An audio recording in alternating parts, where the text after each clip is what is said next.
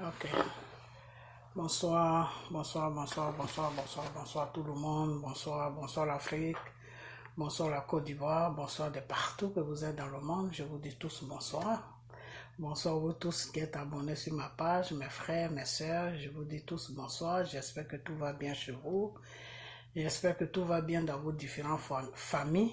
J'espère que tout va bien dans vos différentes maisons. J'espère que tout se passe bien. Voilà, j'espère que vous êtes toujours dans la parole de Dieu. Lisez beaucoup la parole de Dieu. La parole de Dieu, c'est la Bible. Ok? Lisez beaucoup la parole de Dieu. Demain, c'est vendredi. Je vais faire une vidéo demain où on va parler un peu de Dieu. Ok? Voilà. Mais cette vidéo que je fais, je vais parler de ce problème de Apucho ou je ne sais quoi, qui allait filmer ses frères à Château d'Eau. Et puis je vais parler aussi du problème de monsieur Ahmed Bakayoko. Et puis parler un peu de Johnny Pacheco. Voilà. Donc cette vidéo va avoir seulement 2 sujets. Et puis je vais la fermer. Et puis demain c'est vendredi. Et je vais faire une vidéo sur le Seigneur. Voilà. Donc j'espère que tout va vraiment bien dans vos différentes familles, dans vos différentes maisons, que tout se passe bien. Et ça fait un bon moment vous me voyez plus parce que je suis un peu occupé, vous savez quoi, ça a commencé à se calmer un peu la maladie, donc tout commence à reprendre doucement, donc j'étais un peu occupé, c'est pour ça que vous m'avez pas attendu. Voilà, sinon c'est pas que je suis sorti du combat, non, je suis toujours dedans, ok? Voilà, donc on n'a qu'à tous prier le Seigneur pour notre pays. Voilà, on n'a qu'à prier parce que c'est Dieu seul qui a le dernier mot sur tout. Voilà, surtout c'est Dieu qui a le dernier mot. Toi tu peux décider et puis Dieu peut décider autrement et c'est la décision de Dieu qui est toujours la meilleure décision et qui est la décision finale. Voilà, donc on doit s'accrocher à notre Dieu pour lui demander de vraiment de se rappeler toujours de la Côte d'Ivoire et puis de tout ce qui se passe là-bas et puis du peuple aussi pour que notre pays soit dans la paix. Voilà, tout ce qui n'est pas bien sur la Côte d'Ivoire, il faut que le Seigneur essaye de...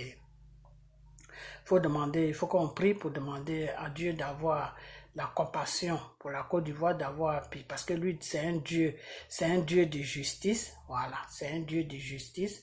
Mettre la paix sur notre pays et puis sur nos frères, nos soeurs, nos cousines, nos enfants, nos papas, nos mamans, nos familles qui sont là-bas pour qu'ils puissent vivre aussi dans la paix, pour qu'ils puissent vivre dans la paix. Ok? Voilà, donc toute prière que vous faites chez vous à la maison ou à l'église, mettez toujours la Côte d'Ivoire dedans. Voilà, la Côte d'Ivoire et puis l'Afrique aussi. N'oubliez pas l'Afrique parce que si l'Afrique ne va pas bien aussi, que la Côte d'Ivoire va bien, c'est pas bon. Il faut que toute l'Afrique, tout le continent africain aille bien. Voilà, comme ça, tout le monde sera tranquille. Voilà, donc vous pouvez prier pour la Côte d'Ivoire. Bon, ceux qui veulent aussi, ils peuvent prier pour moi. Quand je prie pour la Côte d'Ivoire, je prie pour tout le continent africain. Voilà, c'est tout. Donc, on doit prier pour notre continent et puis pour nos différents pays. Voilà, là où ça ne va vraiment pas, que Dieu mette la main là, et puis pour que tout s'arrange, quoi. Voilà, en ce moment, la Côte d'Ivoire traverse une période noire. Et il faut toujours prier, demander à Dieu de vraiment essayer de prendre le dessus de tout ce qui se passe et puis mettre la paix et puis, comment on appelle ça, nettoyer notre pays de toute cette saleté. Et puis voilà, pour que tout le monde soit bien. Ok, voilà, donc quand vous priez, souvenez-vous de la Côte d'Ivoire. Confiez la Côte d'Ivoire à Dieu, confiez tout le continent africain à Dieu, ok, voilà, parce que le Dieu, il est au-dessus de tout. Tu fais une petite prière, tu crois que ça n'a pas d'importance, mais devant Dieu, ça a de l'importance. Comment tu peux savoir que ta prière a de l'importance devant Dieu? Il faut que ce que tu dis sorte du fond de ton cœur, il faut que tu tiens à ce que tu es en train de dire. Il ne faut pas faire semblant ou il ne faut pas le faire parce que tu dois le faire, non, il faut que ça te tienne à cœur. Voilà, faut que ça te... La situation, faut que vraiment la situation te dérange jusqu'au point que tu n'es pas tranquille. Voilà. Donc, c'est comme ça que Dieu, lui, il a accompli ce que tu lui demandes. C'est-à-dire, tout ce que tu demandes à Dieu, il faut que ça sorte du fond de ton cœur. Voilà. Faut pas lui demander parce qu'il faut lui demander, non. C'est pour ça, des fois, il y a des gens qui demandent des trucs à Dieu et puis ça ne s'accomplit pas. Pourquoi? Parce que ça ne sort pas du fond de leur cœur. Ils demandent ça parce qu'il faut demander ça. Non, avec Dieu, c'est pas comme ça marche. Ok? Voilà. Avec Dieu, quand tu demandes quelque chose, il faut vraiment que tu tiens à ça. Et il faut mettre la foi sur ce que tu demandes. C'est-à-dire, dis-toi que une fois que tu as demandé, Dieu a reçu ta prière, ta demande plutôt, et que ce que tu as demandé dans la prière, Dieu a tout reçu, il a reçu ça et que tout va s'accomplir à son nom. Tout va s'accomplir dans le nom puissant de Jésus-Christ, notre Sauveur. Voilà, donc, toutes choses que vous demandez, que ce soit vous-même, vos prières, pour vos problèmes de boulot, problèmes de mariage, tout ce que vous demandez, il faut que ça sorte du fond de votre cœur. Il faut que vous soyez sincère avec la demande que vous êtes en train d'envoyer vers Dieu. C'est comme ça que Dieu reçoit la demande et puis il accomplit ce qu'il doit accomplir. Ça doit sortir du fond de votre cœur et puis ça doit être accompagné avec la foi, c'est-à-dire tu te dis, une fois que tu as fini la prière, mets-toi dans ta tête que ça va s'accomplir, ce que tu as demandé, que tu vas avoir ça. Et puis un matin, boum, ça est devant toi. C'est comme ça que ça se passe avec Dieu. Ok? Voilà. Donc, je vais m'arrêter là et puis je vais commencer la vidéo parce que je ne veux pas qu'elle arrive trop loin. Je ne veux pas faire une longue vidéo. Il se fait un peu tard. Voilà. Donc, je vais commencer par cette histoire de château rouge, non, château d'eau plutôt. Je confonds deux fois château rouge et château d'eau. Ok. Château d'eau. Ok. Mais ce jeune homme qui s'appelle Aboudou, il nous a trouvé sur les réseaux sociaux. Voilà. Monsieur Aboudou, tu nous as trouvé sur les réseaux sociaux. Et j'ai appris que c'est ta mère qui est cette actrice-là qui joue les petits films sur la Côte d'Ivoire. Ok, ta mère, moi, je l'aime bien parce que dans ses films, elle est sincère dans ses rôles qu'elle joue. Et puis, moi, c'est une femme que j'aime beaucoup dans ses rôles. Voilà. Mais seulement, ce que je vais te dire, c'est que il y a certaines situations, des fois, qu'il faut voir et puis tu fermes tes yeux là-dessus. Ok? Parce que une fois, je t'ai entendu dire que les gens comment on appelle le RATP, les gens du gouvernement qui sont sur la Côte d'Ivoire, une fois dans ta propre bouche, toi, Aboudou, je ne sais pas si je prononce bien ton nom, tu l'as dit toi-même dans une de tes vidéos. Moi, je n'aime pas trop montrer les vidéos parce que ça prend trop de temps, il faut chercher tout ça là. Mais tu l'as dit dans une de tes vidéos que les gens les gens du gouvernement t'ont approché pour te demander si tu pouvais faire les vidéos pour eux. Et toi-même, tu l'as dit que non, que toi, tu fais les vidéos pour parler de la musique, des chanteurs, les stars qu'il y a un problème avec eux, des trucs comme ça, que toi tu fais la musique, tu parles pour les stars, que tu n'es pas dans la politique, donc il ne faut pas qu'ils vont venir te déranger dans tes affaires et puis avec la politique, que toi tu ne fais pas de politique. Voilà ce que tu as dit dans ta vidéo. Ok? Alors, ce que je n'arrive pas à comprendre, c'est que Aboudou, tu dis que tu ne fais, je ne sais pas si je prononce vraiment ton nom bien, Aboudou, je ne sais pas quoi. Tu dis que tu ne fais pas de politique, mais comment ça se fait que tu ne fais pas de politique et puis tu vas filmer les jeunes gens qui viennent sur l'eau, qui traversent l'eau pour venir en Europe, en France, en France, qui sont en train de se démerder. Comment ça se fait que tu as le courage de prendre tes outils, c'est-à-dire tes appareils, et puis aller les filmer, c'est-à-dire les photographier, les filmer, tout ça, pour montrer sur les réseaux sociaux, pour balancer des trucs sur les réseaux sociaux, pour faire passer un message comme quoi que oui, il te faut pas bien de traverser l'eau parce que quand tu traverses l'eau, que tu arrives en Europe, voilà la galère que tu t'attends, voilà ce que la vie qui t'attend, voilà ce que tu traverses, mais tu n'as pas le droit de faire ça. Tu n'as pas du tout le droit de faire ça. Dans la loi, tu n'as pas le droit de faire ça. C'est illégal ce que tu fais là. Si quelqu'un va déposer plainte contre toi, tu peux payer une amende. Parce que pour photographier quelqu'un, il faut lui demander son avis. Alors, tu ne peux pas rentrer au milieu de tes frères et puis tu es en train de causer avec eux et puis tu les photographies et eux, tu les filmes et puis ils sont en train de faire leur boulot et puis tu les filmes et avec ça, ils tombent sur toi et puis tu te plains. Bon, moi, j'aime pas la violence, mais des fois, il y a des choses aussi qu'il faut pas faire. Ok?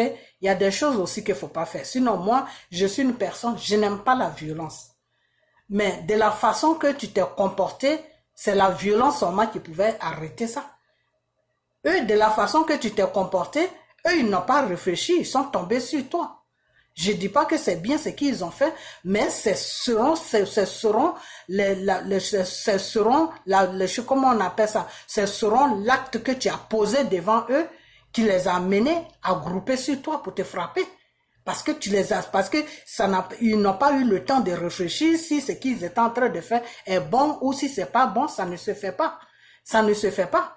Si toi, tu dis que oui, les gens du gouvernement sur la Côte d'Ivoire t'ont approché pour que tu parles pour eux parce que d'après toi, tu as beaucoup de vues et puis tu leur fais comprendre que toi, tu ne te mêles pas de la politique, alors pourquoi est-ce que tu vas filmer les gens qui viennent par bateau?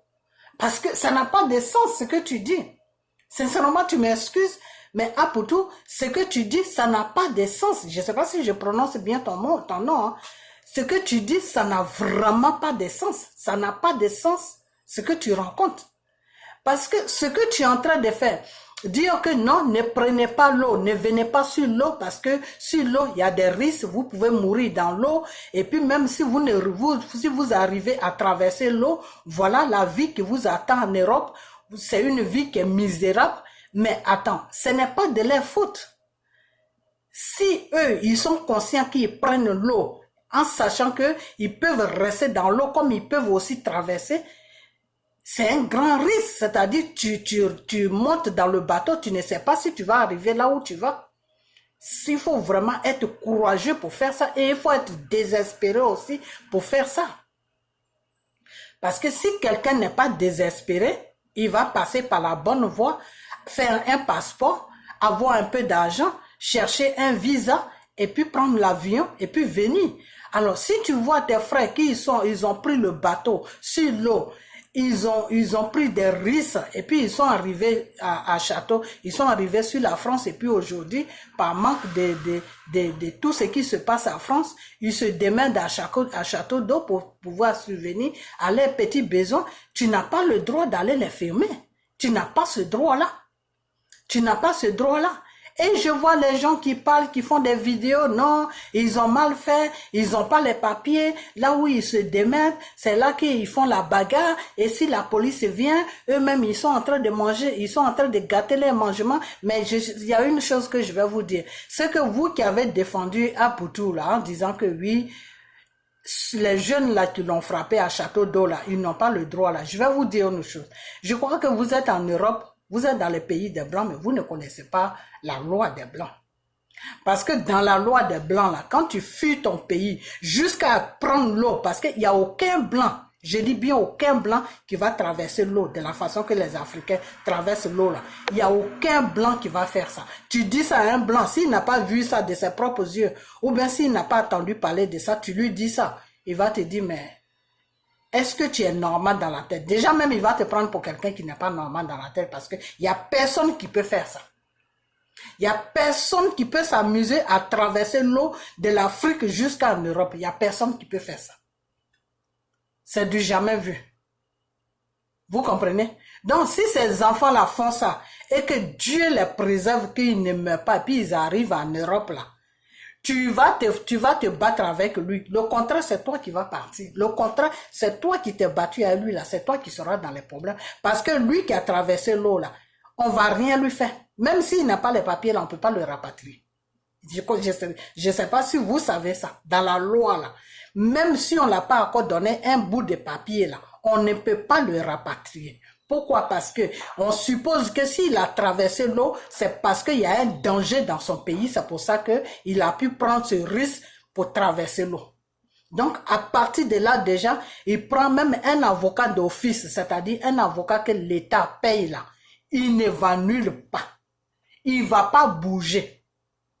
Vous comprenez? Peut-être qu'ils vont le mettre en prison, peut-être pour 30 jours, 1 mois, 2 mois. Après, ils vont le relâcher parce qu'ils vont pas l'amener nulle part. Et la majorité des gens qui viennent comme ça, ils n'ont pas de passeport pour savoir de quel pays ils viennent.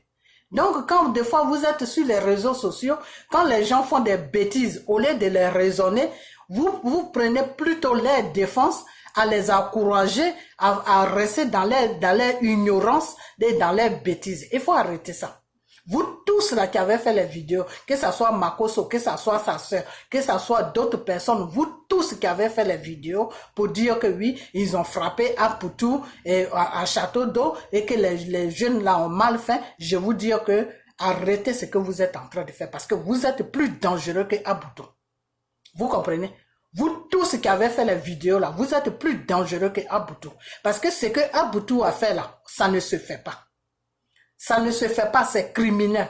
Parce que déjà même tu attends que tes frères, ils ont traversé l'eau de la Côte d'Ivoire. Ils ont doucement traversé l'eau jusqu'à dans l'eau là où il y a tous les requins, où il y a tous les mami wata là. Ils ont traversé cette eau là jusqu'à rester sur l'eau pendant 1 mois, 2 mois. Et c'est pas combien de mois ils restent sur l'eau là-bas. Jusqu'à puis ils sont arrivés. C'est pas qu'ils se sont cachés dans un gros bateau, les bateaux des blancs de fois qui vont au port là. C'est pas qu'ils se sont cachés dedans. Mais sur le petit bateau là, le bateau va à gauche, ça va à droite. Ils ont risqué leur vie, ils ont traversé ça. Et puis toi, Aboutou, tu as le courage, tu as même l'audace d'aller te promener au milieu d'eux avec ton portable pour les filmer, dire que non, je vais faire un reportage pour sensibiliser ceux qui sont en Afrique et qui veulent faire la même chose que vous pour venir. Mais attends, c'est quelle sensibilisation tu fais? Tu te fous de toi ou c'est quelle sensibilisation? Parce que je ne vais pas dire que tu te fous de eux, non. Tu ne vas même pas te foutre de eux. Parce que le courage qu'ils ont là, tu n'as même pas le tien, toi, Aboutou. Tu n'as même pas le tien, même le cas, même tu n'as pas ça. Ok? Tu n'as même pas ça. Tu as mal fait. Depuis longtemps, je voulais faire cette vidéo, mais je n'avais pas le temps. Tu as très mal fait. Tu as très mal fait. Si tu as le temps, ou bien peut-être que tu t'es déjà excusé, mais il faut t'excuser. Il faut t'excuser parce que ce que tu as fait là, ça ne se fait pas. Et j'ai vu ta mère avec une vidéo où toi-même tu es dessus et puis il y a une fraîche qui va sur toi. J'ai pas regardé sa vidéo parce que sa position dans laquelle où elle était, puis elle s'est mise sur les réseaux sociaux. Moi, c'est un manque de respect. C'est un manque de respect. Pourquoi? Parce que quand tu te mets sur les réseaux sociaux, tu dois te mettre bien parce que c'est des milliers de personnes dans le monde qui te regardent. Alors, si tu es couché dans ton lit et puis tu te mets sur les réseaux sociaux comme si c'était les réseaux sociaux t'appartenaient, moi, je trouve que c'est un manque de respect. C'est un manque de respect, donc j'ai même pas regardé la vidéo de ta maman. Mais j'espère qu'elle a demandé pardon. J'espère qu'elle a demandé pardon pour le geste que tu as fait. Je l'espère vraiment pour elle. Parce que ce que tu as fait là, ça ne se fait pas. C'est pas quelque chose qui est bien fait. Moi, si tu étais mon enfant là, j'allais passer devant les réseaux sociaux, demander pardon de vidéos pendant 2 heures de temps. Parce que ce que tu as fait là, on ne fait pas ça. Si tu dis que tu ne fais pas politique, alors pourquoi tu vas t'apprendre à des gens qui ont risqué leur vie pour venir en Europe parce que c'est dur en Abidjan là-bas, parce que c'est la galère? Ils ont fui tout ce qui se passe là-bas. Ils ont dit, bon, on préfère mourir sur l'eau que d'être dans notre propre pays et puis souffrir comme ça, ne rien manger et puis souffrir. Donc, on va prendre le risque. Si on meurt, c'est ça. Si on ne meurt pas aussi, c'est ça. Et Dieu a attendu leurs prières et puis ils sont arrivés en Europe tranquillement. Toi, tu prends ton truc, tu vas les filmer. Non, et c'est pas bien. Non, c'est pas eux que tu dois sensibiliser. Tu dois aller sensibiliser le gouvernement de Dramane Ouattara à Poutou. C'est le gouvernement de Dramane Ouattara que tu dois aller sensibiliser pour dire que voilà, les enfants viennent, la jeunesse aujourd'hui fuit la Côte d'Ivoire, la jeunesse monte sur les petits bateaux pour traverser l'eau, la jeunesse met leur vie en danger parce que votre gouvernante ne leur laisse pas le choix. Donc, ils préfèrent même mourir, que de rester dans à Côte d'Ivoire là-bas. Voilà le message que tu dois envoyer au gouvernement. Mais vous, ce que je ne comprends pas, c'est que vous avez peur de ce gouvernement, mais vous n'avez pas peur de vous attaquer aux individus. Donc, Aboudou, c'est quel genre de vidéo tu fais? Tu dis que si tu as peur, si tu es courageux et que tu dis que tu as des milliers de vies, il faut faire vidéo, puis tu t'adresses au gouvernement. Que oui, aujourd'hui, si la jeunesse en train de traverser l'eau aujourd'hui, mettre leur vie en danger pour traverser l'eau pour venir en Europe et puis ils souffrent en Europe, c'est toi, vous qui êtes au pouvoir là, c'est de votre faute. Tu dois attaquer le gouvernement. Tu ne dois pas aller les filmer pour dire que non, je vais mettre ça sur les réseaux sociaux pour sensibiliser ceux qui vont venir. Mais c'est quoi que tu es en train de faire là? Ça n'a pas de sens. Tu m'excuses, c'est pas pour t'attaquer, c'est pas pour te cracher. Moi, j'ai pas ce temps, mais je te dis que tu as fait une grosse bêtise. Tu comprends? Tu as fait une grosse bêtise. Si tu viens sur les réseaux sociaux, il faut savoir pourquoi tu es sur les réseaux sociaux. Arrête d'emmerder les gens. OK? Arrête d'emmerder les gens parce que ce que j'ai compris chez vous les Ivoiriens, c'est qu'il y a un problème sérieux qui est sur la Côte d'Ivoire. Au lieu de parler de ça pour que ce pays-là soit libéré, non, vous venez sur les réseaux sociaux pour rencontrer des trucs qui n'ont même pas de sens. Des trucs qui n'ont même... Et avec ça, vous vous prenez pour des enfants.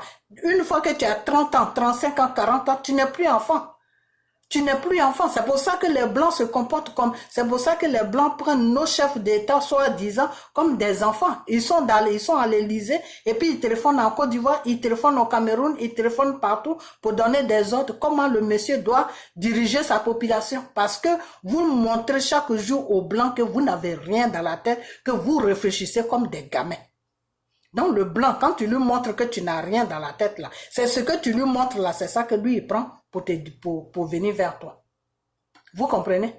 Donc si tu dis que tu ne veux pas parler de la politique là, pourquoi est-ce que tu vas à Château d'Eau pour aller filmer les gens là-bas? Si eux, le risque que tu dis ils ont pris là, s'ils ont pris ça là, c'est à cause de Dramane Ouattara et toute sa clique. Donc si tu as peur de t'attaquer à Dramane Ouattara, je ne vois pas pourquoi tu vas les filmer à Château d'Eau. Je ne sais pas c'est quel reportage tu cherches, parce qu'un reportage, quand on fait un reportage, on commande du début du report, on commande du début de l'histoire jusqu'à la fin. Alors toi, tu viens, tu commences au milieu et puis tu veux terminer. Non! Où ça a commencé et puis ces enfants-là ont commencé à monter sur la mer pour venir en Europe. C'est là que tu dois commencer. Et où ça a commencé, c'est où? C'est en Côte d'Ivoire. C'est le gouvernement qui est en Côte d'Ivoire. Donc c'est là-bas que tu dois attaquer. Tu dois attaquer là-bas, les faire comprendre qu'ils n'ont qu'à bien gérer le pays, ils n'ont qu'à arrêter de gérer le pays de cette manière parce que ça fait fuir la jeunesse et ça fait que la jeunesse prend un grand risque pour traverser l'eau et c'est pas bien parce qu'ils peuvent mourir et quand ils arrivent en Europe, ils sont comme ils sont malheureux. C'est ce message que tu dois envoyer au gouvernement. Maintenant, quand tu finis avec le gouvernement, que tu sais que, comme tu dis, tu as beaucoup de gens qui te suivent. Donc, ils vont t'attendre. Si tu vois maintenant qu'ils ont compris ton message, maintenant, tu vas vers tes frères, tu dis, bon, vraiment, je comprends pourquoi vous prenez l'eau, mais arrêtez de faire ça parce que vous mettez votre vie en danger. Voilà, c'est comme ça que tu fais un reportage. Mais toi, tu fais un reportage, tu commences, comment on appelle, tu commences aux choses, comment on appelle, tu commences au milieu et puis tu termines. Non, c'est pas comme ça.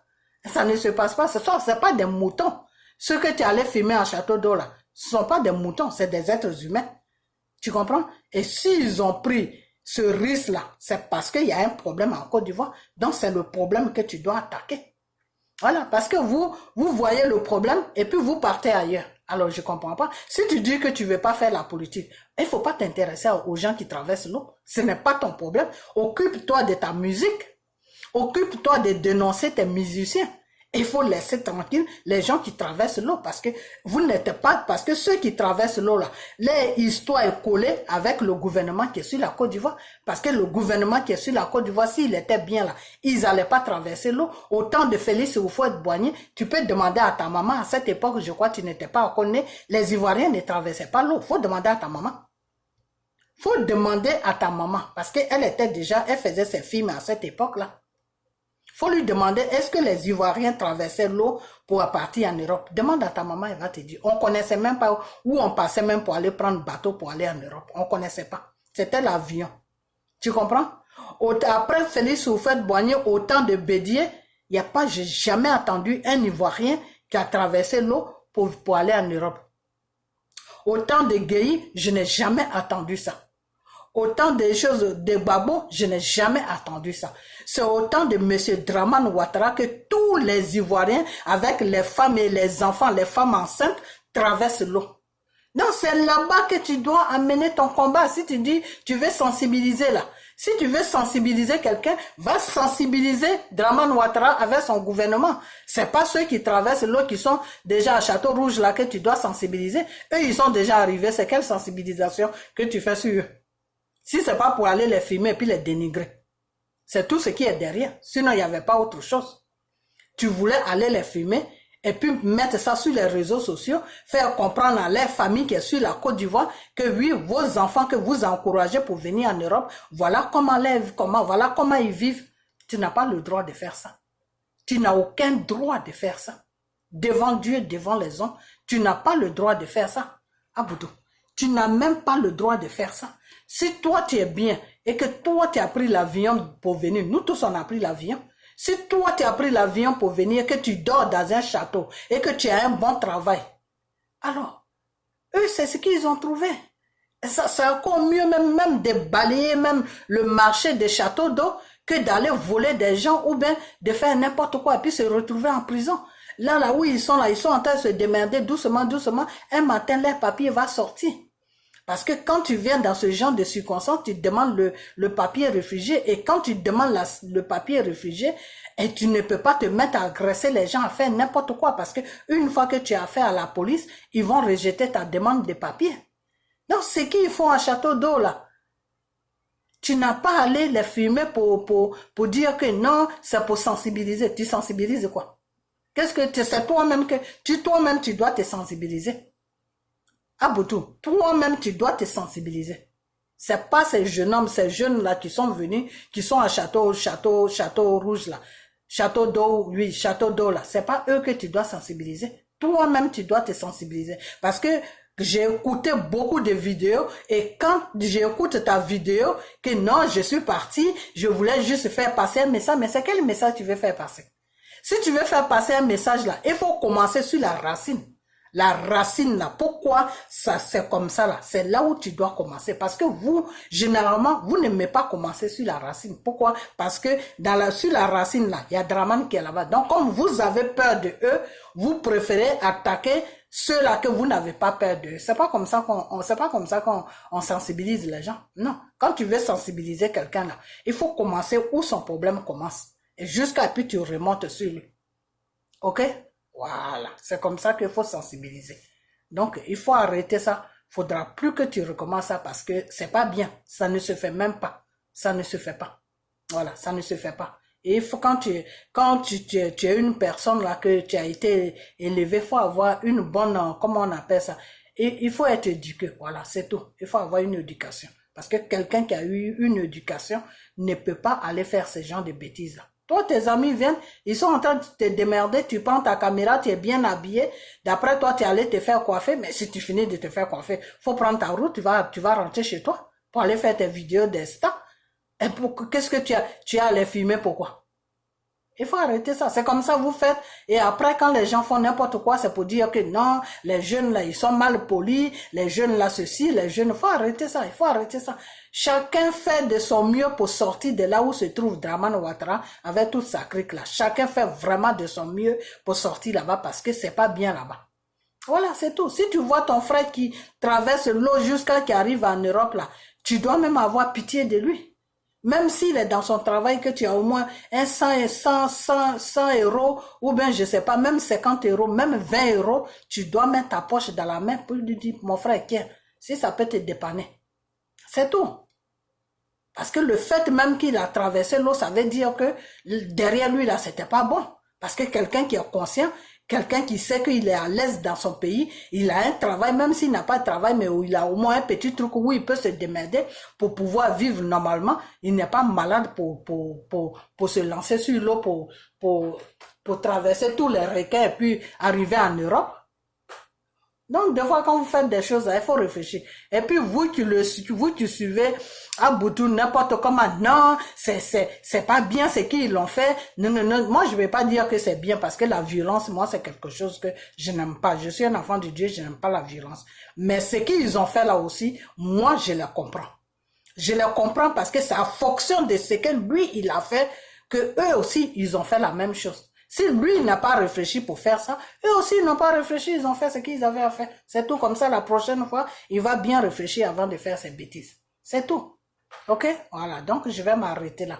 Maintenant, je vais passer sur... C'est dommage que je vais mettre les deux vidéos ensemble. Mais je sais pas comment je vais faire le titre. Mais je vais chercher un moyen comment je vais faire le titre. Maintenant, je vais passer à chose, comment on appelle... je vais passer, bon si c'est comme ça, c'est que je vais pas vraiment arriver loin. Je vais passer sur Johnny Pacheco rapidement et puis je vais fermer la vidéo parce que ménager les deux sujets et puis si j'ai le temps, je vais arriver sur monsieur. Mais je vais toucher un peu le problème. J'ai vu une vidéo où Johnny Pacheco est en train de se exhiber pour dire que oui, au temps de Gbagbo, il y avait la drogue en Côte d'Ivoire. Au temps de ceci, il y avait la drogue en Côte d'Ivoire. Johnny Pacheco, je vais te dire une chose. Que Gbagbo, là, ce n'est pas ton ami. Ok? Là, on est en train de parler de Ahmed Bakayoko qui est dans un trafic de drogue, de cocaïne. Et ça quitte à Colombie, ça fait Italie, jusqu'à ça arrive en Côte d'Ivoire. Donc, c'est un rang vraiment qui est long.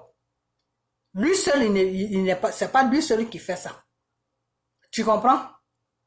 Donc, quand tu dis que oui, au temps de Gbagbo, il y avait la drogue, au temps de... C'est pas de ça qu'on parle, Johnny Pacheco. Des fois, quand tu fais tes vidéos, tu es tellement pressé de parler que on ne sait même pas de quoi même tu parles. C'est ça le problème.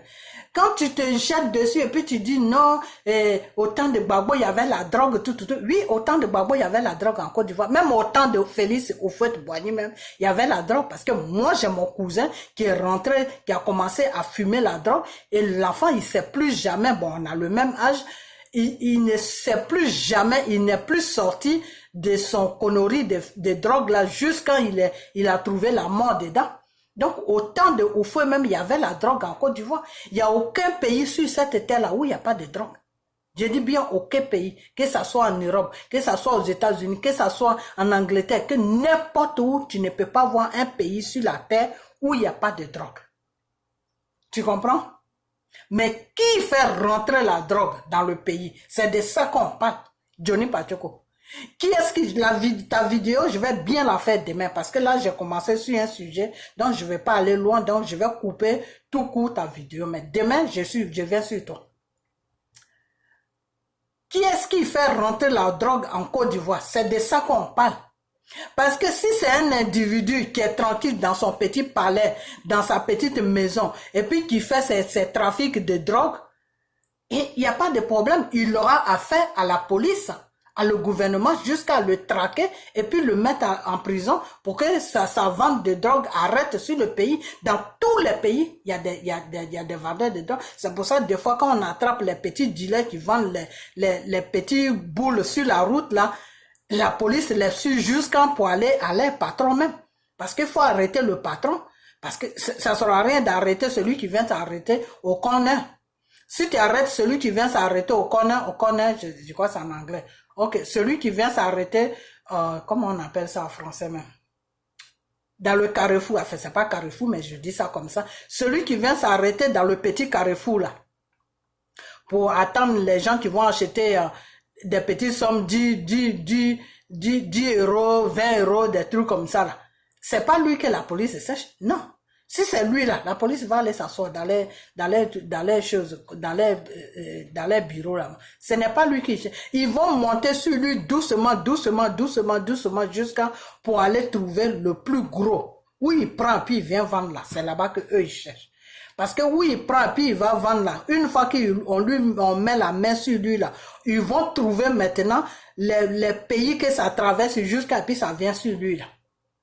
Les gens qui sont arrêtés là-bas, qui contrôlent ça jusqu'à, qui font de sorte que on n'arrive pas à attraper ça, qu'ils mettent ça en sécurité jusqu'à puis ça arrive dans le pays là. Maintenant, c'est lui que maintenant le grand dealer ils vont le questionner jusqu'à pour attraper toute la crique. C'est comme ça qu'ils travaillent. Sinon, le petit qui vend dans le petit coin là, au corner là, eux, ils n'ont pas besoin de lui. Il peut même rester là pendant 20 ans. Eux, c'est pas leur problème. Donc, Johnny Pacheco, si c'est un dealer qui est sur la Côte d'Ivoire, qui est dans sa maison en train de faire ses petits business de drogue, nous là, c'est pas bien, mais on s'en fout. C'est pas bien, mais on s'en fout. Parce que ça, c'est le travail du gouvernement. C'est le gouvernement qui doit mener des enquêtes pour savoir pourquoi la jeunesse est beaucoup dans la drogue. Et cette drogue-là, ça sort d'où? Et jusqu'à ils vont remonter là où ça sort pour arrêter là-bas, pour ne plus que les enfants puissent avoir accès à ça pour fumer. Ce n'est pas de ça qu'on parle. On parle pas de ça. On parle pas d'un individu qui est dans le pays, qui vend sa drogue, et puis jusqu'à la police va remonter. C'est pas de ça qu'on parle. On parle de quelqu'un qui est dans le gouvernement. On parle d'un ministre d'État qui est ministre des choses, comment on appelle, qui est ministre de Défense. C'est-à-dire, c'est monsieur Ahmed Bakayoko qui coiffe tous les corps habillés. C'est lui qui est le ministre de tous les corps habillés.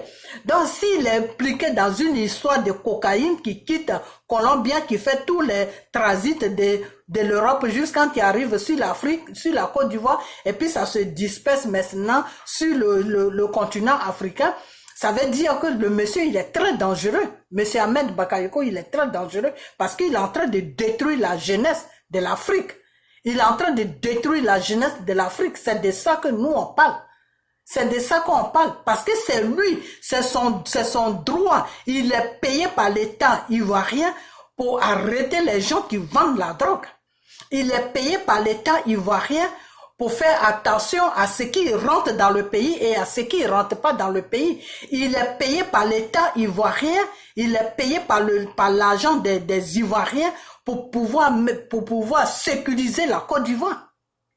Quand on te dit ministre de Défense, c'est lui qui coiffe tous les polices, gendarmes, militaires, douanes, tout ça là, c'est lui qui les coiffe. Donc, il est payé pour mettre la sécurité dans le pays. C'est de ça qu'on parle, Johnny Pacheco. Ahmed Bakayoko, il est payé pour mettre la sécurité dans le pays.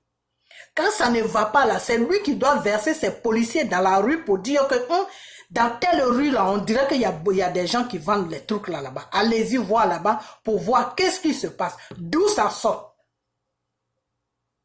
Tu comprends? C'est lui qui doit monter la garde. Dis aux policiers que quand vous sortez, vous partez, vous promenez, vous faites vous promenez dans la ville là, essayez d'approcher la jeunesse pour voir s'ils sont bien, s'il y a quelque chose qui va pas chez eux, qu'est-ce qu'ils font pas. C'est comme ça, dans les pays où on est là, des fois la police même se déshabille, ils mettent pantalon jean avec basket, avec un petit haut, et puis ils se ménagent dans la jeunesse, dans le milieu de la jeunesse. Ils se ménagent aussi dans le milieu de la musique pour savoir qu'est-ce qui se passe dans le milieu. Et tout ça, c'est le gouvernement qui les envoie. Hein. Ils se ménagent, ils peuvent prendre un quartier comme ça. S'ils voient qu'il y a trop de mouvements dans le quartier, tu vas voir, c'est pour ça maintenant, dans le pays où je suis là, ils prennent des jeunes policiers maintenant. Des fois, ils prennent même des policiers qui ont 20 ans, 25 ans, 23 ans.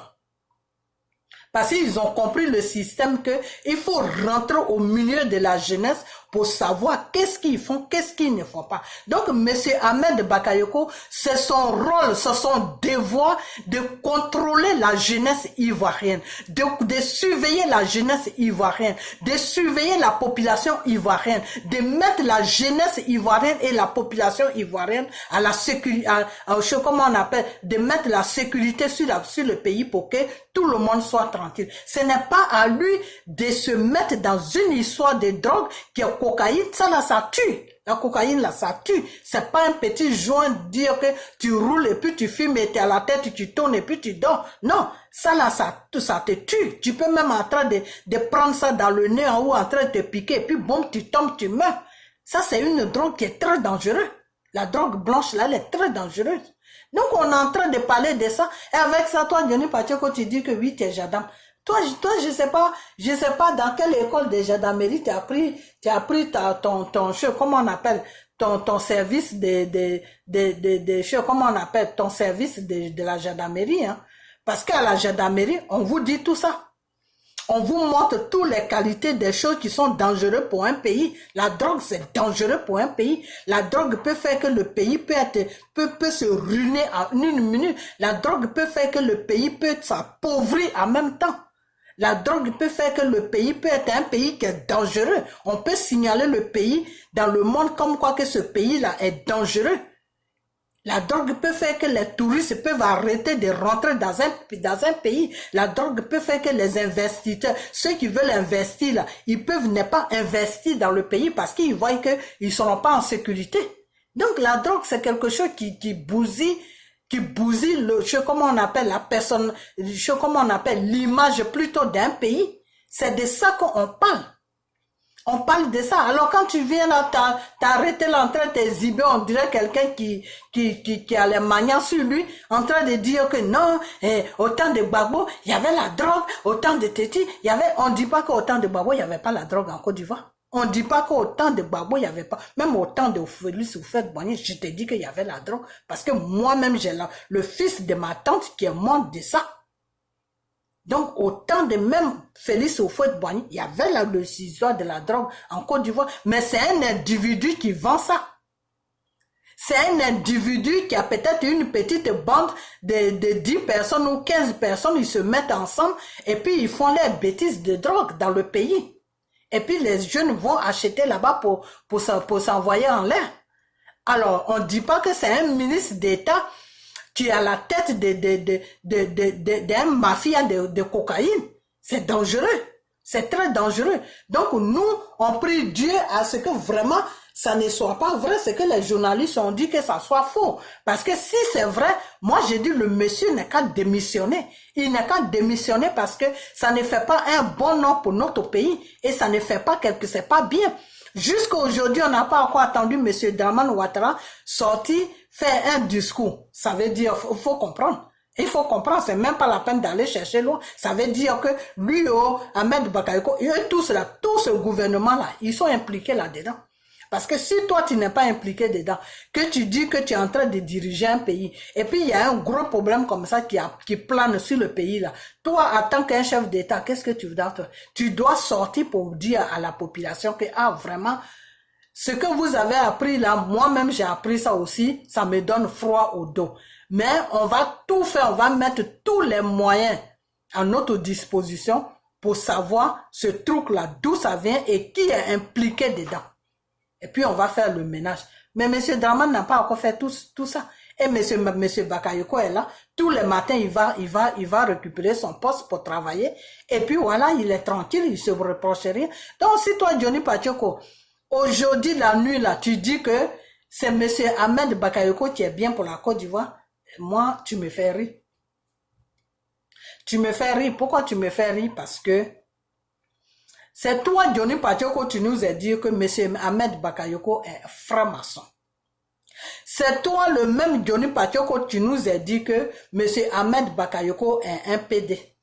C'est toi, le même Johnny Pacheco, tu nous as dit sur les réseaux sociaux ici que M. Ahmed Bakayoko, c'est un louba. C'est toi, le même Johnny Pacheco, les vidéos sont là. Moi, je n'ai pas à te présenter tes vidéos parce que toi-même, tu sais ce que tu racontais. C'est toi, le même Johnny Pacheco, tu nous as dit que Ahmed Bakayoko n'est pas quelqu'un de sérieux. Alors aujourd'hui, tu retournes ta veste pour nous dire que non, l'homme que tu avais dégradé pendant 9 ans sur les réseaux sociaux, l'homme que tu nous as présenté en tant qu'un danger public pour la Côte d'Ivoire, aujourd'hui c'est lui qui est bien, donc c'est pas lui, il n'est pas impliqué dedans, tout, et que au temps de Gbagbo, il y avait la drogue, c'est pas de ça qu'on parle.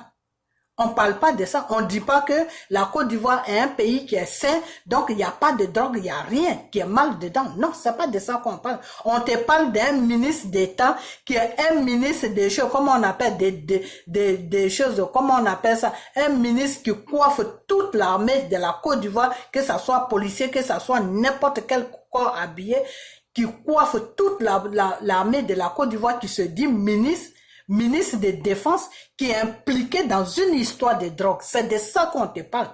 C'est dangereux. Dans le pays là où tu habites là, si c'était là-bas là, il y a longtemps qu'Ahmed Bakayoko, il avait déjà démissionné. On n'avait même pas besoin de lui dire ça. Lui-même, il allait démissionner. Une fois que les journalistes commençaient à parler de ça, lui-même, il allait démissionner. Pourquoi?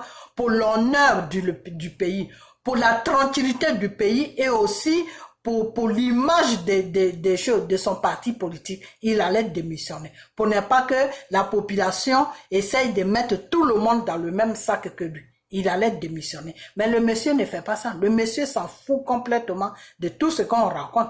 Donc, ce qui veut dire que moi, la seule chose que je lui demande seulement, je ne l'accuse pas, hein, c'est les journalistes qui l'accusent. La seule chose que je vais lui dire, c'est que quand les journalistes américains commencent à rentrer dans ton affaire pour t'accuser de quelque chose, ça veut dire qu'ils ont des preuves. Parce que les Américains, c'est déjà... Si c'est les Français, je peux dire que c'est pas sûr.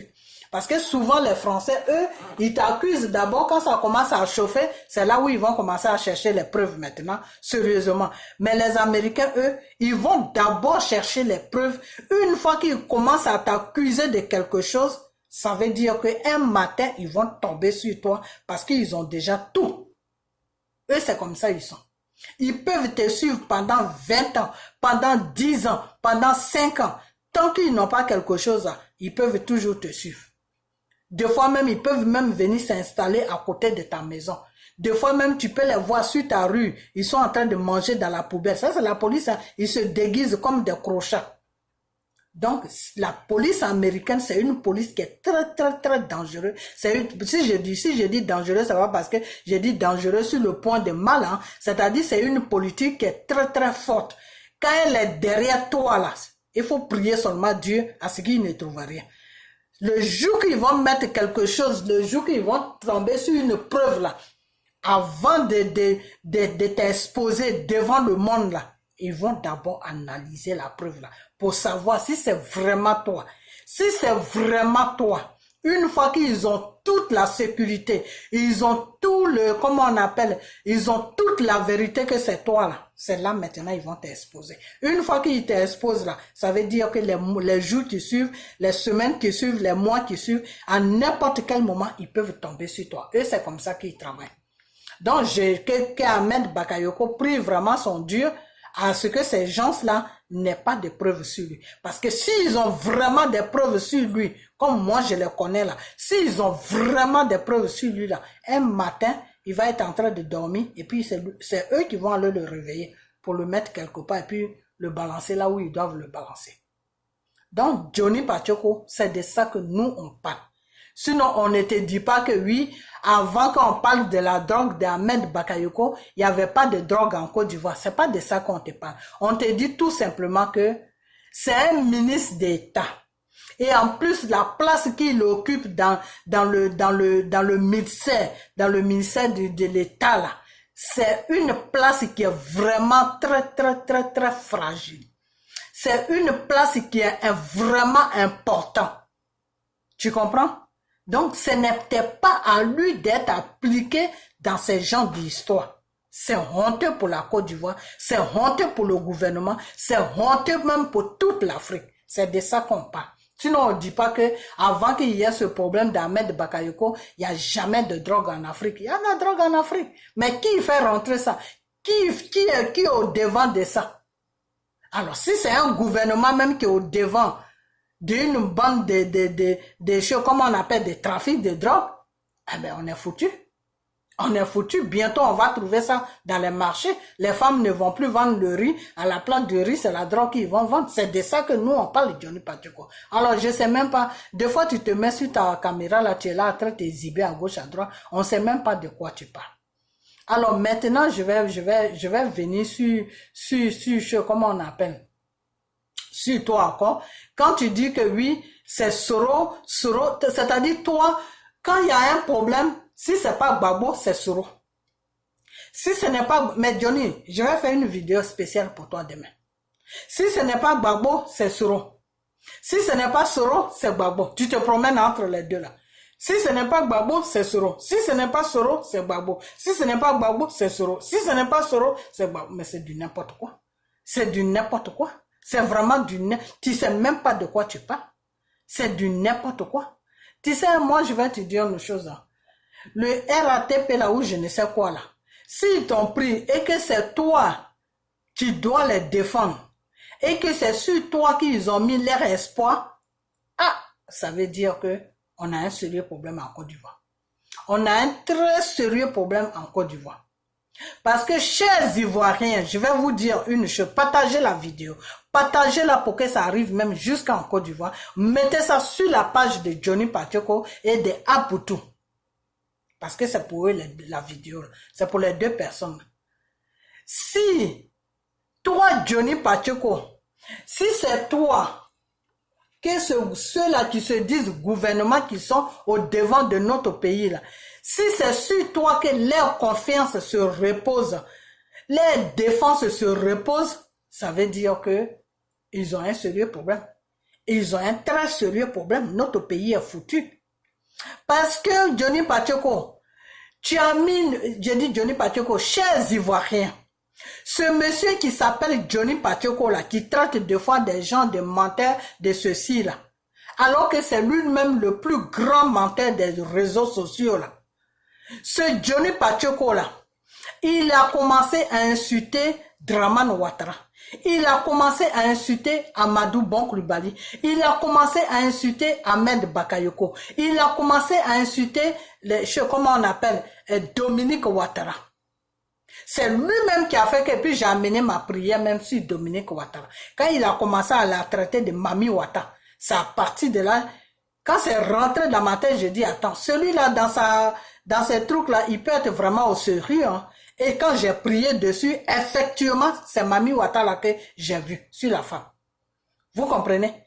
Donc, c'est lui qui a traité, c'est lui-même qui a exposé ce gouvernement-là aux yeux de toute l'Afrique et aux yeux de toute la communauté internationale et aux yeux de tout le monde que c'est un gouvernement qui est très dangereux. C'est un gouvernement qui est dangereux pour un pays. C'est un gouvernement qui n'est pas crédible. C'est un gouvernement de menteurs, de tueurs, de PD, de francs-maçons. C'est Johnny Pacheco qui les a exposés devant le monde entier, le monde que Dieu a créé là, la planète que Dieu a créée là. C'est Johnny Pacheco qui a exposé tout le gouvernement de Dramane Ouattara sur la plaque, sur la place plutôt. Et tout le monde a su que ce gouvernement-là est dangereux. C'est là où toute l'Afrique a su que ce gouvernement-là est dangereux. C'est là que tout le monde a su que ce gouvernement est dangereux. Au moment où il disait que d'après lui, il défendait Babo Laurent.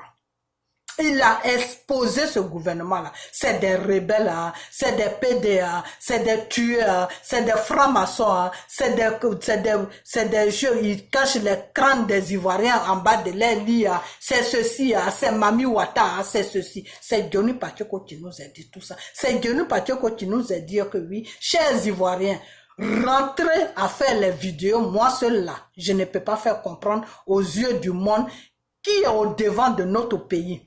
Il faut que vous m'aidez. Venez, on va dénoncer ces gens-là qui ont pris notre pays en otage. Ça, c'est Johnny Pacheco qui nous a dit ça. Donc, nous tous, on s'est mis dans la danse de faire des vidéos en train d'insulter le pouvoir qui est en place, de les dénoncer, de dénoncer tout ce qu'ils font. Bon, on ne les insulte pas parce que lui, pour de la façon qu'il les insultait, là, moi, je ne peux pas m'asseoir devant ma caméra pour insulter la mère encore de quelqu'un parce que moi-même, je suis une femme. Bon, donc c'est des choses que je ne peux pas faire. Puis, je n'ai pas été élevée comme ça. OK. Donc, c'est Johnny Pacheco qui nous a dit que si vous ne pouvez pas insulter, dénoncer, voilà ce qu'ils font. Voilà ce qu'ils font. Voilà ce qu'ils font. Voilà ce qu'ils font. Parce que toute la gendarmerie, là, moi, ils me donnent des renseignements. La gendarmerie, là, est dans ma main. Donc, tout ce qu'ils font, là, moi, les gendarmes, là, m'appellent la nuit pour me dire tout ce que Dramane fait avec tout son gouvernement. Johnny Pacheco, c'est toi qui nous as dit ça, chers Ivoiriens. C'est Johnny Pacheco qui nous a dit tout ça.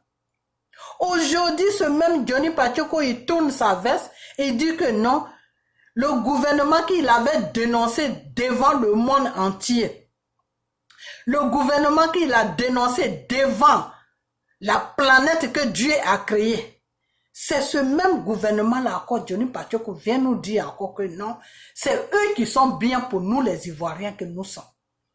Alors, Quand ça arrive à ce point-là, qu'est-ce qu'on doit faire? Mes frères, mes soeurs, mes enfants, on doit faire quoi? On doit croire à ce monsieur ou on ne doit pas croire à ce monsieur? Qu'est-ce qu'on doit faire? À votre avis, on doit faire quoi? Qu'est-ce qu'on doit faire? Quelqu'un qui prend une femme qui dit que oui, quand je ne suis pas là, tu couches avec tous mes amis qui viennent me rendre visite. Toi, tu es une bordelle, tu couches avec tous mes amis.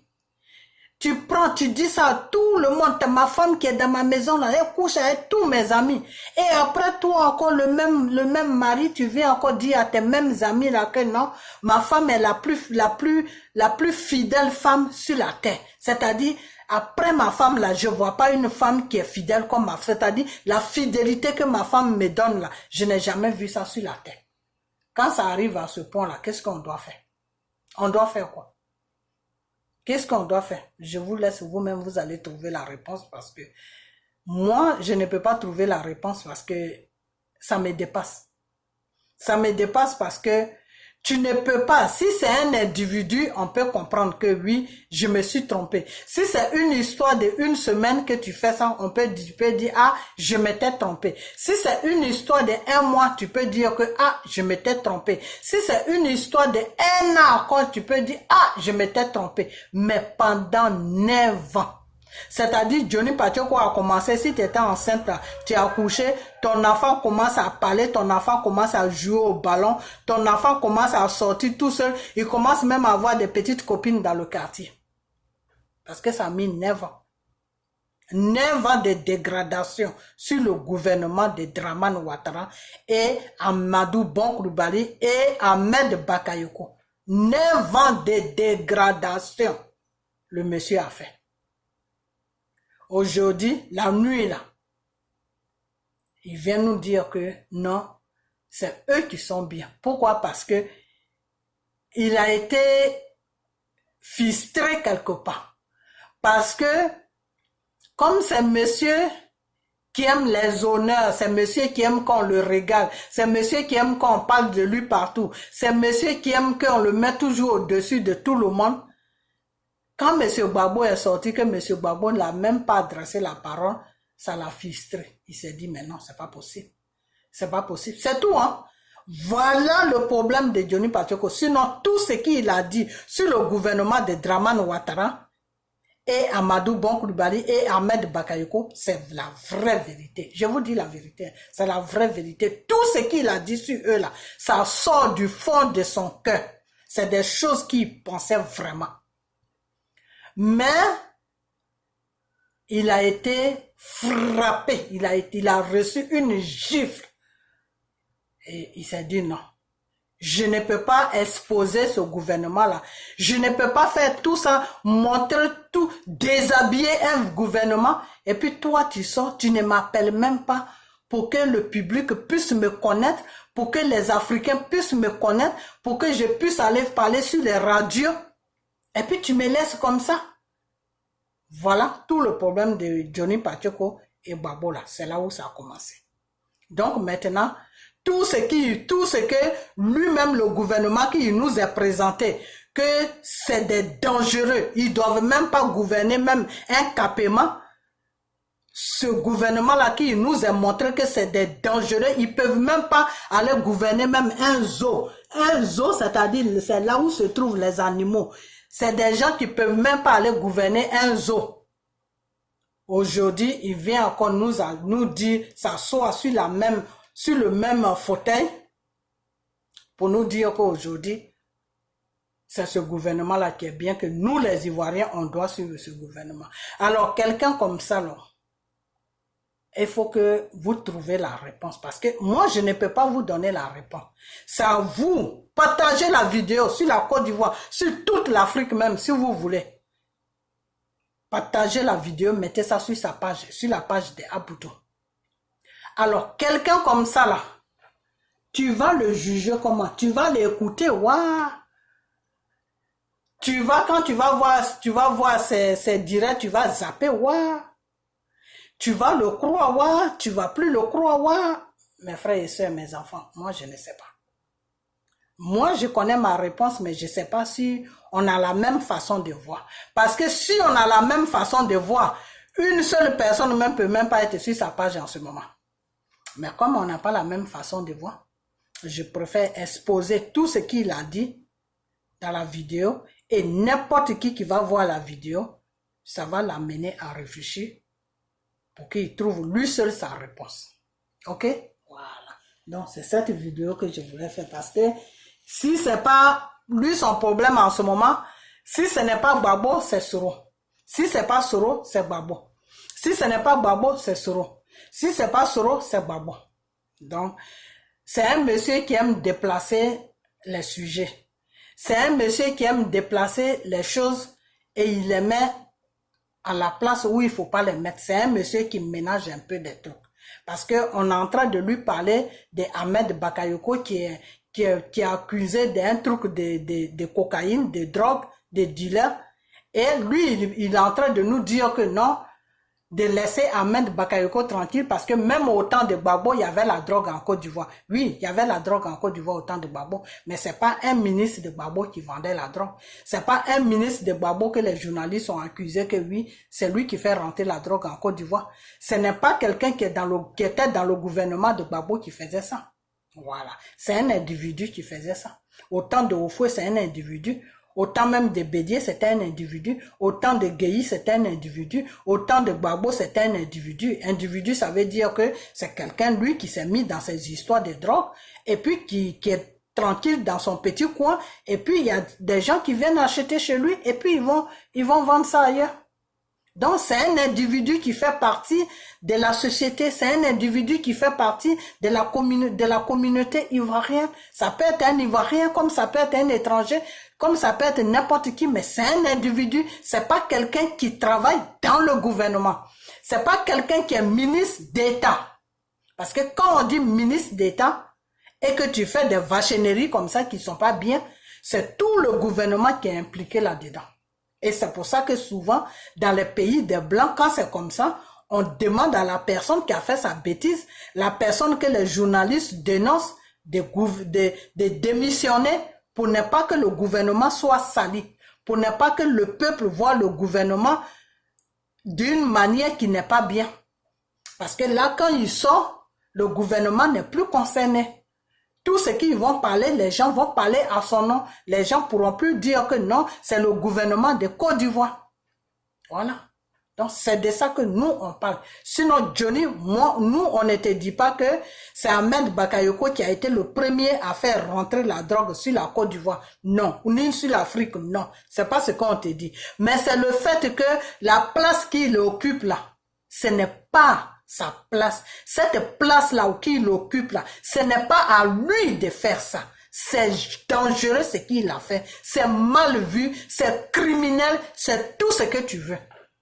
Voilà. Parce qu'il est là pour surveiller une population. C'est lui qui doit mettre la sécurité sur. C'est pour ça qu'on dit ministre des choses, comment on appelle? Ministre de la sécurité. Ok? Ministre de la Défense plutôt, parce qu'il est là pour défendre les intérêts du peuple. Il est là pour défendre les intérêts des jeunes. Il est là pour défendre tout ce qui concerne le peuple et le pays. C'est lui qui doit mettre tout le monde en sécurité. Ok? S'il y a un attentat quelque part là, c'est lui qui doit envoyer les gens là-bas pour savoir qui est en train de frapper pour ne pas que ça arrive sur la population. C'est lui qui doit mettre la sécurité sur la population. Ce n'est pas à lui d'être impliqué dans une histoire de drogue. C'est pas joli à voir. Mais comme Johnny Pachoko, toi tu es quelqu'un, tu n'as pas honte. Tu nous as démonté A plus B que la honte là, ça ne fait pas partie de ton rayon. C'est-à-dire, la honte est passée et puis toi tu es venu. Donc, d'une part, je te comprends un peu. Je te comprends un peu que ça ne te gêne pas de défendre M. Ahmed Bakayoko, alors que toi-même tu te dis, Jadam, toi-même au plus profond de toi, devant les hommes et devant Dieu et devant les hommes, tu sais très bien que ce que le monsieur a fait, s'il a vraiment fait ça, c'est dangereux pour la Côte d'Ivoire. Tu sais très bien que s'il a vraiment fait ça, c'est dangereux pour la population. Tu sais très bien que s'il a vraiment fait ça, notre pays est en danger parce que quand on dit drogue, on dit on dit choses, comment on appelle ça même? On dit choses, comment on appelle? Djihadistes. Là où il y a drogue, il y a toujours djihadistes. Là où il y a drogue, il y a toujours attaquants. Là où il y a drogue, il y a toujours des coups de physique qui viennent là. Parce que eux, la drogue là, c'est accompagné de crimes. C'est pour ça que c'est quelque chose qui n'est pas bien sur un pays. C'est pour ça que dans tous les pays, un gouvernement qui est normal, qui se soucie de sa population, là, le premier combat qu'il doit faire sur le pays, c'est les dealers de drogue. On ne dit pas qu'il n'y aura pas de tout de drogue, mais il doit attraper vraiment ceux qui sont dangereux là. Il doit les mettre comment on appelle ça? Il doit les mettre quelque part là où ils ne pourront pas nuire la réputation du pays et puis la réputation aussi des choses, comment on appelle, du gouvernement et puis la population et la jeunesse et les enfants qui vont à l'école. Aujourd'hui, toi, Johnny Pacheco, ça te plaît que il y a des enfants, il y a des Ivoiriens qui ont, il y a des enfants qui ont 10 ans et qui fument la drogue? Ça te fait plaisir? C'est quelque chose, ça te fait plaisir? En tant qu'un père de famille, en tant que toi, Johnny Pacheco, tu dis tu as des enfants, tu es un père de famille, un enfant qui a 10 ans qui est en train de fumer. L'autre fois, j'ai vu, ça fait 2 jours de cela, je crois que c'est mardi ou mercredi, j'ai vu un journaliste français qui allait faire un reportage sur la Côte d'Ivoire, en train de faire un reportage sur des jeunes garçons de 10 ans, de 15 ans qui étaient en train de fumer la drogue, qui se lèvent le matin, tout ce qui est dans sa tête là, aller chercher la drogue pour aller fumer. Donc, quand c'est comme ça, ils peuvent même agresser les gens dans la rue. Quand c'est comme ça, sa propre famille même est en danger. Parce que moi, j'ai mon cousin qui faisait la même chose. Au temps de Oufoué, là, quand on était jeunes, on était petits, là. J'ai le garçon de ma tante qui faisait ça. Mais on était dans la cour, là. Nous tous, on avait peur de lui. On avait peur de lui parce que quand il atterrit dans la cour, des fois, il menace les gens pour trouver l'argent. Ou des fois, tu peux laver ton pain, tu mets ça sur la corde, et s'il y a personne que c'est un bon pain, il prend ça net, il plie, il va vendre. Il rentre, à cause de lui-même, on fermait toujours la porte, pour ne même pas qu'il rentre dans la maison. Donc, il ne rentrait, et lui-même, il était malheureux, et puis nous aussi, on était malheureux.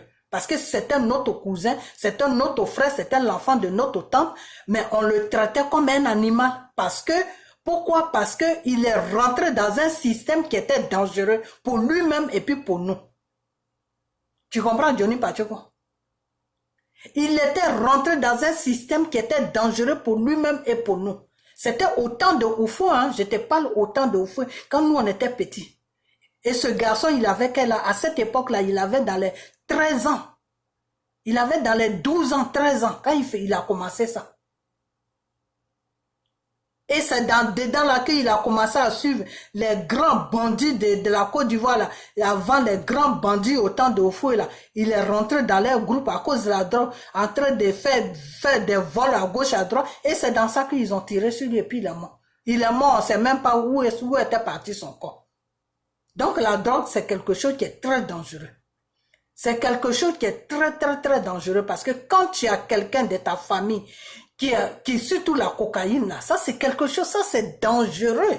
Ça, quelqu'un fume ça, si son mental n'est pas fort là, il devient fou. La cocaïne, ça te rend fou, sinon ça t'amène au cimetière, c'est entre les deux. Donc c'est quelque chose, on ne joue pas avec ça. Johnny Pacheco, je ne sais pas si tu es conscient de ce que tu fais. C'est très dangereux. C'est très très dangereux.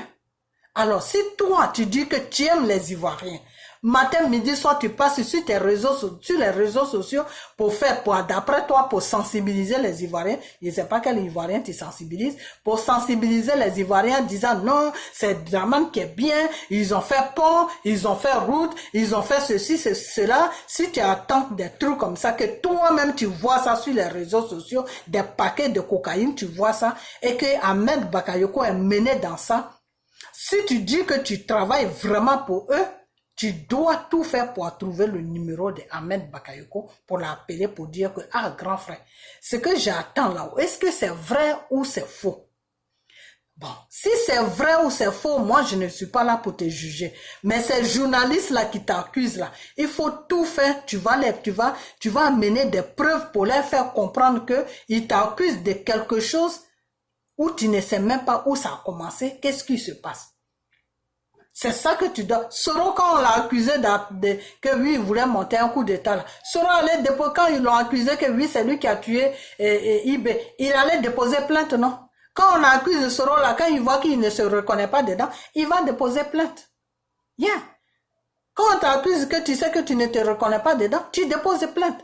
Maintenant, une fois que ça arrive là-bas, vous allez faire confrontation, les journalistes et toi, et puis ils vont amener les preuves qu'ils ont pour t'accuser.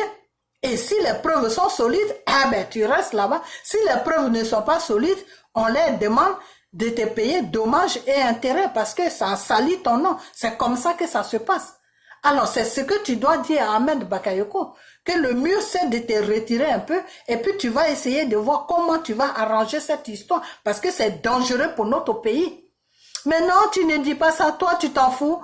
Toi, c'est ton business dans lequel où tu es qui t'intéresse. Et avec ça, je vais m'arrêter là. Et avec ça, tu vas dire matin, midi, soir que toi, tu es sur les réseaux sociaux pour te battre pour les Ivoiriens. C'est quel combat tu fais?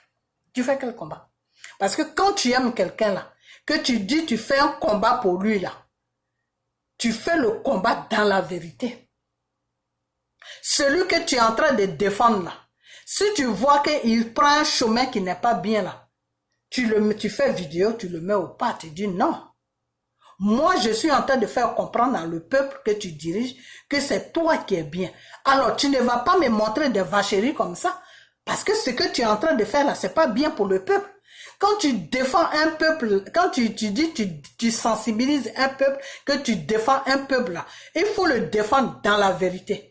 Celui que tu es en train de faire ces horloges là, quand tu vois qu'il va à gauche là, il faut le ramener en même temps sur la ligne. Tu dis non, non, non. Si tu veux que moi je te défends, il faut être honnête avec la population. Parce que si tu n'es pas honnête avec la population, moi je ne peux pas continuer à te défendre dans le mensonge. Je vois le mal et puis je fais comprendre aux Ivoiriens que c'est le bien. C'est pas bon. Ça ne se fait pas. C'est comme si je n'aimais pas les Ivoiriens. Donc, chers Ivoiriens, je vais vous dire une chose, que Johnny Patioko là, il est dangereux pour vous. Johnny Patioko ne vous aime pas. Johnny Patioko là, il ne vous aime pas. Parce que si Johnny Patioko faisait vraiment un vrai combat sincère, qu'il vous aimait vraiment là, il allait attaquer Ahmed Bakayoko pour lui dire que, je veux d'abord voir clair dans ton histoire de drogue. Je veux voir clair dans ton histoire de drogue parce que c'est une population que vous êtes en train de gouverner. Donc, n'importe qui peut être dans une histoire de drogue, mais ce n'est pas toi, Ahmed Bakayoko, parce que toi, tu es sur la Côte d'Ivoire pour assurer la sécurité des Ivoiriens. Ce n'est pas à toi de les amener de la cocaïne pour que les enfants se gâtent. Voilà le raisonnement que Johnny Patioko va avoir. Mais si Johnny Patioko commence à faire des comparaisons, s'il commence à comparer, non, au temps de Gbagbo, il y avait la drogue, au temps de temps, il y avait la drogue, ça veut dire tout simplement que, partagez la vidéo, ça veut dire tout simplement que, chers Ivoiriens, Johnny Patioko là, il n'en a rien à foutre de votre gueule. Il s'en fout de vous. Même s'il devait aller prendre un chien dans la forêt pour venir le déposer à la tête de la Côte d'Ivoire et que le chien là va vous manger chaque jour et que lui il trouve son profit dedans là, il allait vous dire que le chien là est bien pour vous. C'est là où je m'arrête. Johnny Patioko allait vous dire que le chien là qui est en train de vous bouffer chaque jour là, il est bien pour vous. Serrez votre cœur pour que le chien là vous gouverne. Parce que lui, il voit que ses intérêts. Johnny Patioko là, il voit que ses intérêts. Donc, si vous pensez vraiment que ce type-là, il est honnête, que ce type-là, quand il vient sur les réseaux sociaux, c'est pour vous les Ivoiriens qui y viennent là, c'est que vraiment vous avez un problème mental. Il faut qu'on soit clair. Il faut que je sois sincère avec vous, devant Dieu et devant les hommes. Si vous pensez vraiment que ce Johnny Patioko là, il est sur les réseaux sociaux pour vous les Ivoiriens, pour vous défendre, pour vous faire comprendre que ceux-là même qui se disent gouvernement, ils sont bien pour vous. Si vous croyez vraiment à ce monsieur-là, ça veut dire que vous avez un problème mental. C'est-à-dire, mentalement, vous n'êtes pas bien. On doit vous soigner. Ou on doit prier pour vous. Parce que ce qu'ils ne comprennent pas, des fois ils disent non, dans les autres pays, il y a des cyber qui défendent les gouvernements. Oui, dans tous les pays, il y a des cyber. Mais ces cyber-là, quand ils défendent le gouvernement, là, ils défendent le gouvernement dans la vérité. C'est pas dans le mensonge. Ce n'est pas dans le mensonge. Parce que le cyber, là même, qui défend le gouvernement, là, il fait partie de la population. Donc, si le gouvernement est mal pour la population et qu'il le défend dans son mal là, lui-même, il va subir le mal aussi. C'est ce que vous ne comprenez pas des fois. Vous dites, oui, il y a des cyber aux États-Unis, il y a des cyber en France. Oui, il y a des cyber en France qui défendent le gouvernement, qui défendent, je sais comment on appelle, le programme de gouvernement qui font comprendre au gouvernement qui font comprendre plutôt à la population que le gouvernement est bien. Mais ces cyber-là, ils sont dans la vérité. Tu ne vas pas voir un gouvernement qui a nommé un ministre de défense qui est impliqué dans une histoire de cocaïne. C'est pas une boule, deux boules, mais des bateaux de cocaïne.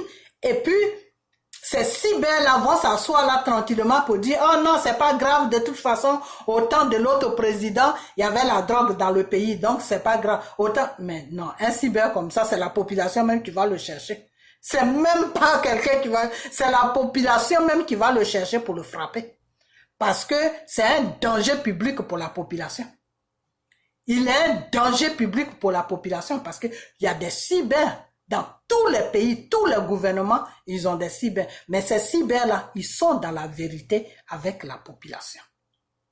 Vous comprenez? Voilà. Ils sont dans la vérité avec la population. Ils sont dans la vérité avec le gouvernement. Quand le gouvernement fait quelque chose qui va salir le nom du pays, quand le gouvernement fait quelque chose qui va mettre comment on appelle, la sécurité de la population à danger, ce cyber-là, quand il place sa caméra là, il critique directement le gouvernement. Il dit oui, je suis ton cyber, je suis là pour te défendre, mais ça là, c'est pas bon, il faut arrêter. Parce que si tu n'arrêtes pas, notre contrat va s'arrêter là en même temps. Donc c'est pour ça que ces cyber là, ces présidents là les respectent et c'est des cyber qui sont bien payés. Pourquoi? Parce que avant de commencer, ils signent un contrat et quand ils signent un contrat, tout ce qui n'est pas bien là, lui il te dit ça là, c'est pas bien pour la population, moi je ne fais pas ça. Si tu fais ça là, moi je ne te défends pas parce que je ne peux pas défendre quelque chose qui va contre les intérêts de la population. Mais vous les Africains, vous surtout vous les Johnny Pachoko, les JJ des choses, comment on appelle, des Belgiques là, vous dites que vous faites cyber, mais en même temps que vous dites que vous faites cyber, on sait même pas c'est quel cyber que vous faites. Vous êtes là pour détruire la population. Vous amenez la population dans comment on appelle, dans un caniveau. Vous amenez la population vous êtes dans le mensonge avec la population. Et ceux-là même qui ne comprennent pas, qui ne savent pas ce qui se passe, ils vous suivent. Ils savent même pas pourquoi ils vous suivent. Ils vous suivent. Et ceux-là qui sont intelligents, ils se disent, mais ceux-là, c'est pas des gens à suivre. Quand tu es un cyber, là, tu dois être toujours du côté de la population. Même si le gouvernement te paye, là, tu dois être toujours du côté de la population. C'est-à-dire, c'est toi qui dois mettre pression sur le gouvernement pour qu'il fasse le bien pour la population. Parce que en faisant le bien pour la population, là, ton mandat peut être renouvelé et puis lui aussi, il peut toujours garder sa place. Donc, pour garder sa place là, il est obligé de mettre pression sur le gouvernement pour que le gouvernement dirige bien la population. Les cyber dans les pays où nous sommes là, c'est comme ça que ces gens-là travaillent. C'est comme ça que ces gens-là travaillent. Tu vas jamais voir un gouvernement, soit aux États-Unis, soit en France, ou soit à Londres, ou soit au Canada, qui est impliqué dans une histoire de cocaïne qui quitte Colombie jusqu'à faire tous les escales de tous les pays Europe jusqu'à arriver en Côte d'Ivoire. Et puis le cyber va dire, ah non, mais c'est pas grave parce que avant ce gouvernement-là que je défends, il y avait les autres gouvernements là, il y avait mais ça c'est quel raisonnement ça? C'est quel raisonnement ça, Johnny?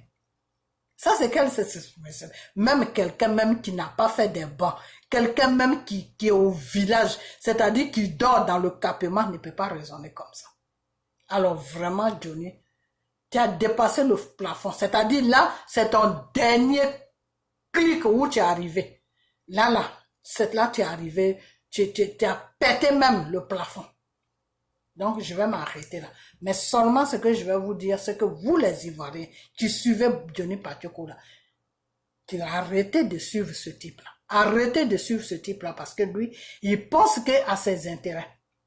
Vous comprenez? La preuve en est quand il fait ses vidéos, il vous fait comprendre qu'il a un balcon. Il vous fait comprendre qu'il a acheté une maison en Europe. C'est pour vous faire comprendre que lui, il est là pour que Dramane Ouattara prend l'argent des Ivoiriens et puis lui envoyer ça. Et puis lui, il s'assoit. Non seulement il bouffe l'argent de vos parents qui sont en Afrique, et les enfants sont obligés de traverser l'eau, mettre leur vie en danger pour venir en Europe. Et quand ils arrivent en Europe, ils sont obligés de laver les assiettes des Blancs. Ils sont obligés de faire du n'importe quoi.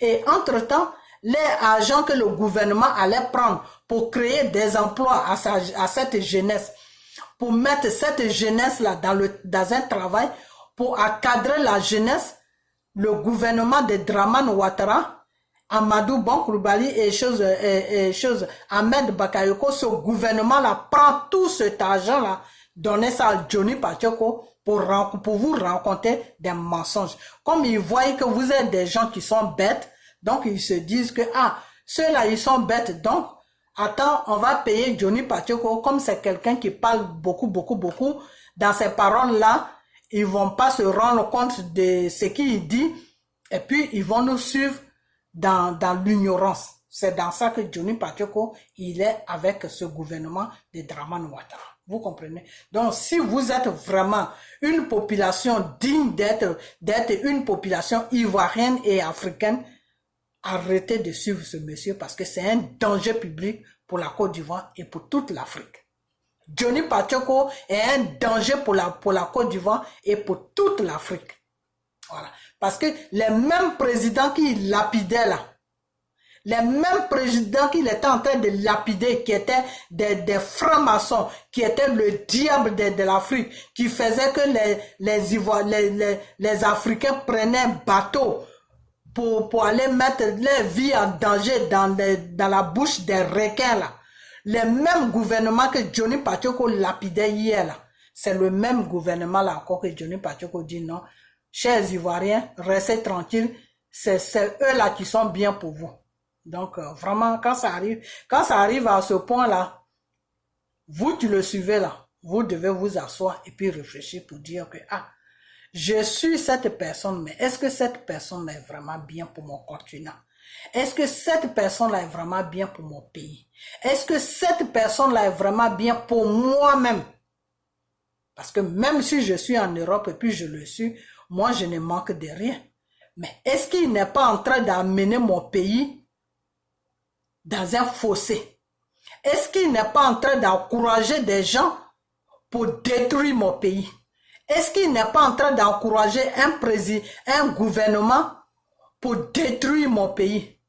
Pour exposer mon pays dans un marché de honte? C'est ces questions-là que vous devez vous poser. Vous comprenez? Parce que M. Johnny Pacheco est un danger public pour tout le continent africain et pour toute la Côte d'Ivoire. Et pour la jeunesse aussi. Un vrai danger public. Ok? Voilà. Parce que s'il n'est pas capable de dire la vérité à un gouvernement qui est impliqué dans une histoire de drogue, c'est que vraiment il a un sérieux problème. Il a un très sérieux problème. Parce que même si les journalistes, s'ils n'ont pas de preuves ou whatever, si c'est n'importe quoi, si c'est des mensonges, jusqu'à preuve de contraire, nous, ce qu'on sait, c'est vrai. Parce que quand on t'accuse de quelque chose qui n'est pas vrai, eh ben, tu fais quelque chose. Tu restes pas là comme ça pour attendre. Si tu restes là comme ça veut dire que c'est vrai. Ça veut dire que si tu commences net, eux, ils vont amener leurs preuves. Donc, c'est dans ça que M. Ahmed Bakayoko se trouve. Donc, toi, Johnny Pacheco, si tu dis que il n'est pas coupable là, dis-lui de mener les démarches pour nous montrer qu'il n'est pas coupable. C'est de ça qu'on parle. Donc, si tu ne peux pas lui dire, s'il ne peut rien faire, il ne faut pas venir nous raconter des conneries qui n'ont pas de sens. Voilà. C'est de ça qu'on parle, parce que c'est un ministre d'État. Sa place n'est pas dans un réseau de drogue. Non, sa place n'est pas là-bas. Non. Excuse-moi. C'est honteux. Sa place n'est pas là-bas. Donc, je vais m'arrêter là, partager la vidéo, ok? Je suis arrivé vraiment très très loin. Partager la vidéo et puis que tout le monde puisse voir ça. Déposer ça sur la page de Johnny Pacheco parce que vraiment ce type-là, on ne sait pas comment on va faire pour qu'il quitte sur les réseaux sociaux. On est fatigué vraiment de lui. On est fatigué de ses mensonges. On est fatigué de tout ce qu'il fait. Il fait des choses, je me demande vraiment ce que je ne vais pas l'insulter, mais vraiment... Johnny Pacheco, il faut que tu essaies de revoir quoi, de revoir tout ce que tu fais parce que tu te rends ridicule et puis tu rends la Côte d'Ivoire ridicule et c'est du n'importe quoi quoi. Vraiment c'est du n'importe quoi. C'est honteux tout ce que tu fais. C'est honteux. Il faut avoir une dignité. Tu es un homme. Tu n'es pas une femme, ok? Même ce que tu fais là, une femme ne peut pas faire ça. Ok, donc partagez la vidéo et puis on a bientôt, ok? Prenez soin de vous et que la main de Dieu soit sur vous et que Dieu ait ses yeux sur la Côte d'Ivoire pour arranger tout ce qui ne va pas et puis nettoyer notre pays et pour que nos frères, pour que tous ceux qui sont sur la Côte d'Ivoire soient dans la paix et nous aussi qu'on soit dans la paix. Voilà, parce que quand ton pays n'est pas en paix, n'importe où tu peux te trouver, tu n'es pas en paix. Voilà, donc on veut que Dieu mette la paix sur notre pays et enlever tout ce qui ne peut pas apporter la paix sur notre pays. Là, Dieu n'est qu'à enlever ça.